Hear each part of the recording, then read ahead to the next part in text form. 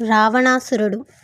రావణుడు విద్యావంతుడు, వేదాలు శాస్త్రాలు తెలిసిన మహాపండితుడు, 64 కళల్లో ఆరితేరినవాడు, శివుడికి భక్తితో గానాలు చేసేవాడు, పరమ శివభక్తుడు, శివతాండవం రచించాడు, పరాక్రమశాలి, యుద్ధంలో దేవతలకే సవాలు విసిరినవాడు, రాజకీయ యుక్తి యుద్ధ నైపుణ్యాలు తెలిసినవాడు, లంకను సంపదతో నిండిన రాజ్యంగా మార్చినటువంటి రాజు. రావణునికి దేవతలు రాక్షసులు వంటి వారిచే చావు రాకుండా ఉండేటువంటి వరాన్ని పొందాడు. అందువల్ల మనిషి అవతారంలో రాముని చేతిలో మరణించాడు. రావణుడు బ్రాహ్మణుడు.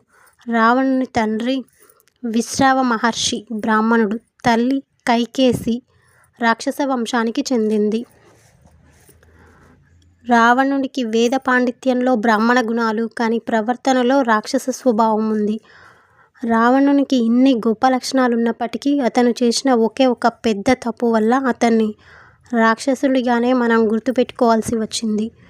కాబట్టి ఎంత గొప్పవారైనా, ఎంత చక్రవర్తి అయినా జ్ఞానము, శక్తి, సంపద, పాండిత్యం, భక్తి ఎన్నున్నా క్యారెక్టర్ లేకపోతే అన్నీ వ్యర్థమే. ఇంగ్లీష్లో ఒక ప్రోవెర్బ్ ఉంది. When wealth is lost nothing is lost, when health is lost something is lost, when character is lost everything is lost. జై శ్రీరామ్, జై హనుమాన్.